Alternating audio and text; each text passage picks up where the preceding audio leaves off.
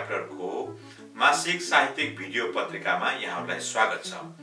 आज हामी अङ्क 29 मा छौं र आज कार्यक्रम सुरु गरौं बेल्जियममा हुन थालेको 6औं अन्तर्राष्ट्रिय नेपाली साहित्य समाज च्याप्टर सम्मेलनको एउटा जानकारी बारेमा। हुन त यसअघि हामीले पत्रिका मार्फत सम्मेलन हुने बारे जानकारी गराइसकेका छौं, तर अब नजिकै आइरहेको च्याप्टर सम्मेलनमा देश देशावरबाट साहित्य कर्मीहरू, साहित्यकारहरू अनि शासककर्मीहरू जम्मा हुने क्रम अब सुरु हुन थालेको छ।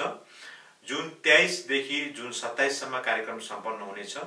विभिन्न छलफलहरू, कार्यपत्रहरू प्रस्तुत हुनेछन्, पुस्तकहरू विमोचन हुनेछन् र फेरि साहित्यिक मनहरूले कुनै नयाँ साहित्यिक आयाम रच्नका लागि त्यहाँ विचारको एउटा मन्थन हुने छ भन्ने कुरामा हाम्रो विश्वास रहेको छ र अनेसासर डेनमार्क च्याप्टरको तर्फबाट पनि कार्यक्रमको भव्य सफलताको शुभकामना व्यक्त गर्न चाहन्छौँ। र अब लागौं नियमित प्रस्तुतितर्फ। आजको पहिलो रचना वाचन गर्दै हुनुहुन्छ गोविन्दराज पौडेलज्यूले। उहाँले नेपालदेखि हामीलाई यो रचना पठाउनु भएको छ। पाणिनी साथ अडगुरी अर्घा खाँची म एउटा कविता वाचन गर्न गइरहेको छु। मेरो कविताको शीर्षक छ तिमी डल्फिन। मेरो कविता यसरी अगाडि बढ्छ। डल्फिन, तिमी कति प्रिय छौ मनुष्य जातिका लागि। तिमी मान्छे जस्तै चेतनशील छौ। तिमीलाई हेर्न हरेक मानव जाति आतुर छन्। कतै तिमी स्वर्गको कुनाबाट निर्वासित मनमौजी कलाकार त होइनौ। कतै तिमी स्वर्गको कुनाबाट निर्वासित मनमौजी कलाकार त होइनौ। तिम्रो सृजनामा हरेक रङ्गका ध्वजा पताकाहरू देख्छु। तिमी गुलाबको फूल भन्दा पनि धेरै खुबसुरत अनि आँपको बुरबुर खुशबु भन्दा ज्यादै महकदार छौ। वसन्तका नयाँ नयाँ मौसमी रङ्गी बिरङ्गी फूलहरूसँग मुकाबिला गर्ने राजकुमारी, प्रभात गीत गाएर फूलहरूलाई जगाउने देवदूत जस्तै दुर्लभ छौ, कठिन छौ। प्रभातको गीत गाएर फूलहरूलाई जगाउने देवदूत जस्तै दुर्लभ छौ, कठिन छौ। डल्फिन, म तिम्रो प्रेममा छु। मेरी प्रियसीको जस्तै जस्तै तिम्रो पनि माया लाग्छ अनि कविता लेख्न मन लाग्छ। प्रेम एक प्रकारको रोग हो, मानसिक रोग, जसलाई मौसम बदलिनु पर्दैन। तिमीलाई हेर्ने मानसिक रोगले म कहिले कर्णालीका भङ्गालाहरू, कहिले चेन्नईको मेरिना बीच पुगेँ त कहिले पुरीको गोल्डेन बीच। अरू कुनै काम नभए जस्तो कविता लेखेँ, तिमीलाई लेखेँ। अरू कुनै काम नभए जस्तो कविता लेखेँ, डल्फिन तिमीलाई लेखेँ। तर तिमी भेटिएनौ, देखिएनौ। सुनेको छु तिमी नारी जस्तै बहुत सुन्दर होइन, केवल सुन्दर छौ, चलाख छौ।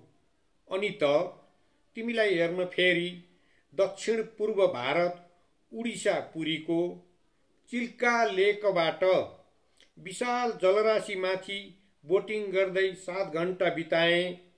मैले तिमी होइन डल्फिन, मोती भेटेँ, मुगा भेटेँ, अनि भेटेँ नीलमणि र गोमेद। श्वेत सफेद जलहाँसहरूसँगै नुनिलो र क्षीर सागरमा पिँध भेट्ने र डुबुल्की मार्ने अथक र असफल प्रयास गरेँ। अथाह र अविरल पानीका लहराहरू सँगसँगै कार्तिक पूर्णिमाको चाँदबाट झर्ने अमृत पिउन व्याकुल कुनै सुकुमारी परी झैं पानीमा म छल्किँदै किनारा लागेँ। तर कहीँ कतै तिमी भेटिएनौ, तिमी डल्फिन। तर कहीँ कतै तिमी भेटिएनौ, तिमी डल्फिन। हस्, धन्यवाद। यस रचनाका लागि गोविन्दराज पौडेलज्यूलाई हार्दिक धन्यवाद। र अब पालो भएको छ आफ्नै सूचना भन्ने। अनेसास डेनमार्कले हिजो जुन 14 तारिकका दिनमा कविता प्रतियोगिता 2025 को घोषणा गरेको छ र यो कविता प्रतियोगितामा विश्वभरिबाट गद्य तथा पद्य कविता पठाउन सकिनेछ र यो पठाउने समय सीमा जुलाईको 14 तारिकसम्म रहेको छ, यानी कि 1 महिना रहेको छ र एक स्रष्टाले एउटा मात्र रचना पठाउन सकिनेछ र बाँकी अन्य सम्पूर्ण विवरणहरू हामीले अनेसास डेनमार्कको फेसबुक एकाउन्टमा पनि राखेका छौं, त्यहाँ पनि हेर्न सक्नुहुनेछ र सम्पूर्ण कवि कवयित्रीहरूलाई आफ्नो रचना पठाउनको लागि हामीले अनुरोध पनि गर्दछौं। र यो सूचना सँगसँगै अब अर्को रचना सुन्ने पालो भएको छ र यो रचना सुनाउँदै हुनुहुन्छ अनेसासका आजीवन सदस्य एवं डेनमार्क निवासी साहित्यकार शैलु अधिकारीज्यूको। लागौ उहाँको रचना वाचनतर्फ। नमस्कार, म शैलु अधिकारी। मैले एउटा सानो कविता लेखेको थिएँ। मेरो कविताको शीर्षक छ फर्केला त खोलो। समुद्र सात तरेर आउँदा, आमा र घर छोडेर आउँदा, विदेशी भूमि बलिया हात, कोही छैन केवल प्रियाको साथ, यी बाल बच्चा ममता अपार, कहिले पो जालान् त्यो देश नेपाल। ती मिठा सपना बुनेका हजार, हिँड्दैछु बाटो नमानी त्यो हार, तर सत्य के हो लाग्दैछ मनमा, मिराज झैँ त्यो देखिन्छ गगनमा। बगेको खोलो फर्केला कहिले, भो 15 वर्ष उखान जहिले, खोज्दैछु पारी निस्कन हेर, फसेछु वारी कति लाग्ला बेर, यी 15 वर्ष भो त्यो माटो छोडेको, गर्दैछु आशा खै खोलो फर्केको। धन्यवाद। यो रचनाका लागि शैलु अधिकारीज्यूलाई पनि हार्दिक धन्यवाद। र यो सँगसँगै आजको लागि हाम्रो कार्यक्रमको समय सीमा सकिएको छ। फेरि हामी अर्को महिनामा त भेट हुने नै छौं।